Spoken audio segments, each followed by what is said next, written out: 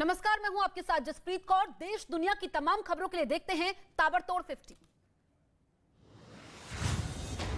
दिल्ली में मेयर पद के लिए मतदान खत्म, थोड़ी देर में आएंगे नतीजे। सुप्रीम कोर्ट के आदेश के बाद एमसीडी के मनोनीत पार्षद नहीं कर पाए वोटिंग। साल 2023-24 के लिए यूपी का बजट पेश किया गया। वित्त मंत्री सुरेश खन्ना ने बजट में कई बड़ी घोषणाएं की हैं।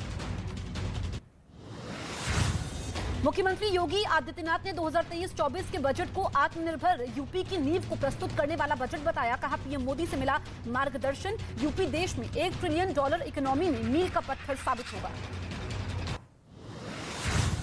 बीजेपी अध्यक्ष जेपी नड्डा ने Modi shaping a global order in flux नाम की किताब का किया विमोचन। दिल्ली के सुषमा स्वराज भवन में किताब के विमोचन का कार्यक्रम आयोजित किया गया।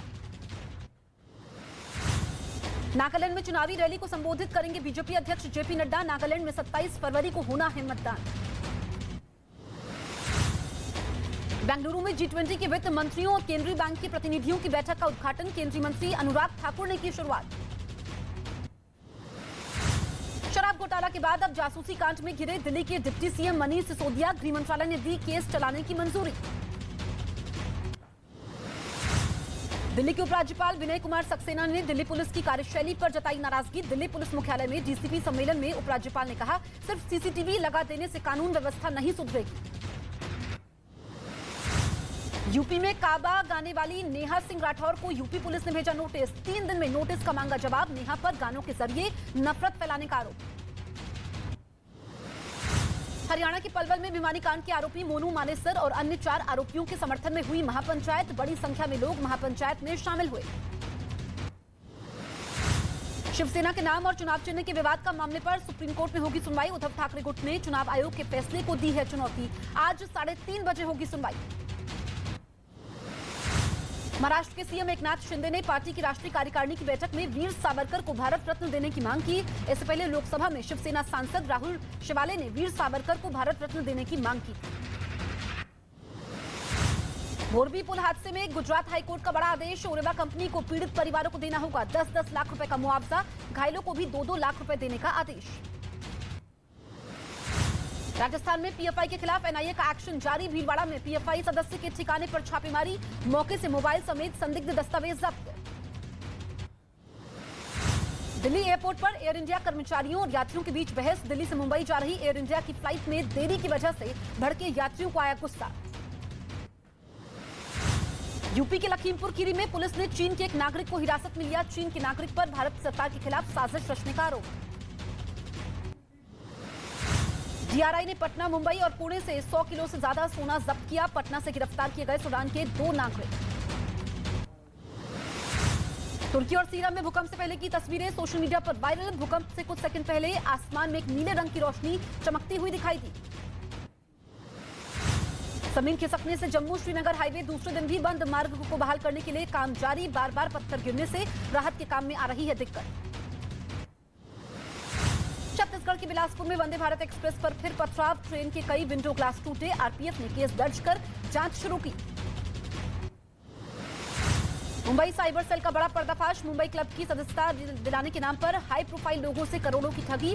पुलिस ने 5 आरोपियों को गिरफ्तार किया। संपत्ति कर जमा नहीं करने पर दिल्ली नगर निगम की बड़ी कार्रवाई। टैक्स जमा नहीं करने पर टीडीआई मॉल को सील किया गया। टीडीआई मॉल पर करीब 9 करोड़ का टैक्स बकाया था। हरियाणा के गुरुग्राम में एक आदमी की गोली मारकर हत्या। लॉरेंस बिश्नोई गैंग ने ली हत्या की जिम्मेदारी। टैक्सी चलाने का काम करता था मृतक। दिल्ली की फ्रीडम फाइटर कॉलोनी में बुजुर्ग की घर में लूट के बाद हत्या। दिल्ली पुलिस ने मामले की जांच शुरू की। छत्तीसगढ़ के रायपुर में डबल मर्डर से दहशत। एक घर से पति और पत्नी का शव मिला। परिवार ने हत्या का शक जाहिर किया। यूपी के भदोई में बदमाशों के साथ पुलिस की मुठभेड़। बाइक लूट कर भाग रहे बदमाश को पुलिस ने गिरफ्तार किया। यूपी के हाथरस भीषण सड़क हादसा। मिनी ट्रक और ट्रैक्टर ट्रॉली आमने सामने से टकराए। हादसे में 4 लोगों की मौत, 11 घायलों का इलाज जारी। यूपी के आगरा में सड़क पर लेटे आदमी पर ड्राइवर ने चढ़ाई कार। घटना का सीसीटीवी वीडियो आया सामने। मदद के लिए लोगों से गुहार लगाता रहा घायल। महाराष्ट्र के रायगढ़ में मंदिर की दानपेटी से पैसे लेकर फरार हुआ चोर। सीसीटीवी में रिकॉर्ड घटना। मुंबई के धारावी में झुग्गियों में भीषण आग से अफरा तफरी। फायर ब्रिगेड की 12 से ज्यादा गाड़ियों ने आग पर पाया काबू। आग से किसी के घायल होने की खबर नहीं। मुंबई पुणे हाईवे पर चलते ट्रक में लगी आग। समय रहते ट्रक से निकला ड्राइवर। मौके पर पहुंचे दमकल की टीम ने आग पर पाया काबू। उत्तराखंड के बागेश्वर में लोगों ने बीमार महिला को डोली के सहारे अस्पताल पहुंचाया। 20 किलोमीटर का सफर तय किया। स्वास्थ्य व्यवस्था की सुविधा न होने को मजबूर है लोग। गुरुग्राम में एक मां ने कोरोना के डर से अपने ही बच्चे को घर में 3 साल तक कैद में रखा। पिता की शिकायत पर पुलिस ने बच्चे को बाहर निकाला।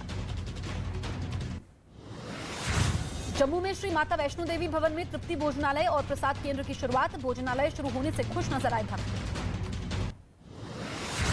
बद्रीनाथ धाम में फिर शुरू हुई बर्फबारी। 1 से 2 फीट तक बर्फ जमी। बर्फबारी के बीच तपस्या करते नजर आए साधु संत।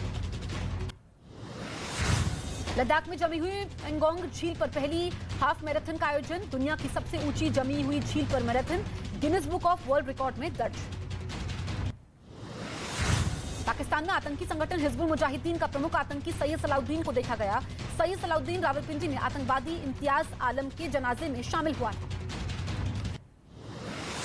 शहबाज शरीफ को तहरीक लब्बैक पाकिस्तान के मौलाना साद हुसैन रिजवी ने दी धमकी। कहा 72 घंटे के पेट्रोल और डीजल की कीमत कम नहीं हुई तो टीएलपी के कार्यकर्ता करेंगे प्रदर्शन।